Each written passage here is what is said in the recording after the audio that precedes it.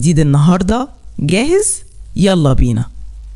بص يا سيدي، تخيل معايا انك كل يوم الصبح واقف قدام المراية بتسرح شعرك او بتغسلي وشك، فاكرة انك بتشوفي شكلك؟ الحقيقة ان كارل يونغ، واحد من تقال علم النفس في التاريخ، بيقولك لأ، انت مش بتشوف شكلك، انت بتشوف مصيرك. الموضوع مش هزار، مظهرك الخارجي ده مش مجرد قشرة، ده الترمومتر بتاع طاقتك ونجاحك. الحكاية وما فيها، المظهر مسؤولية مش منظرة. احنا دايما بنسمع ان الجوهر هو المهم، وده كلام جميل، بس يونج بيقولك ان لو الجوهر بتاعك برنس بس مظهرك مبهدل، عقلك الباطن بيحصل له قفلة. الدماغ بتعمل مقارنة سريعة بين صورتك اللي انت متخيلها لنفسك وبين اللي شايفه في المراية. لو في تاتش مش مظبوط، دماغك بتفرز هرمون الكورتيزول، هرمون النكد والتوتر، يعني انت بتهزم نفسك قبل ما تنزل من البيت اصلا. ليه لازم نهتم؟ الفيزياء النفسية للموضوع. الموضوع عامل زي السيمفونية، لما شكلك يتوافق مع حقيقتك اللي جوه، الطاقة بتمشي في جسمك بسلاسة. لما بتبقي راضي عن شكلك، الدماغ بترش دوبامين وسيروتونين، ودول هرمونات الروقان والتركيز. عشان كده في الأيام اللي بتبقي فيها شيك وواثق في نفسك، بتحس إن الناس بتتعامل معاك كأنك مغناطيس، والفرص بتجيلك لحد عندك. ده مش سح، ده علم نفس تطبيقي. الروشتة العملية: 5 مفاتيح عشان تقلب الطاولة. مبدأ 30 ثانية. قبل ما تخرج، بص في عينك في المراية 30 ثانية بتركيز. اسأل نفسك، هل الشخص ده يمثلني؟ لو لأ، عدل قميصك، ظبط شعرك، دي إشارة لعلك إنك موجود ومهتم. استثمار 10 دقايق، مش طالب منك تقعد بالساعات، هي 10 دقايق زيادة بس تظبط فيها الكادر بتاعك.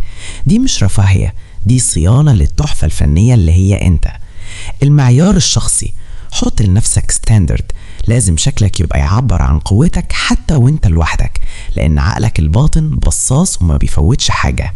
فلسفة 1%: ما تبقاش طماع وعاوز تتغير في يوم وليلة، كل يوم حسن حاجة بسيطة، حركة في شعرك، لبس جديد، الوقفة بتاعتك. على مدار السنة هتلاقي نفسك بقيت بني آدم تاني.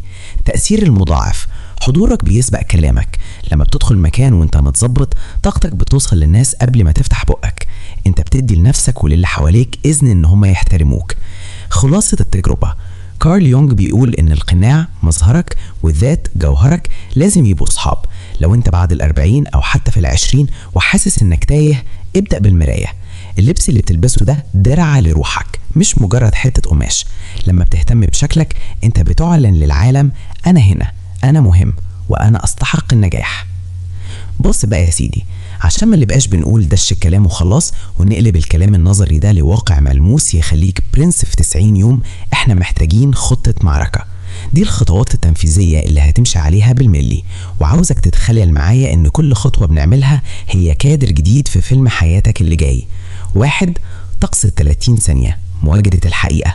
أول ما تصحى وقبل ما تغسل وشك، اقف قدام المراية، بص في عينك مباشرة لمدة 30 ثانية.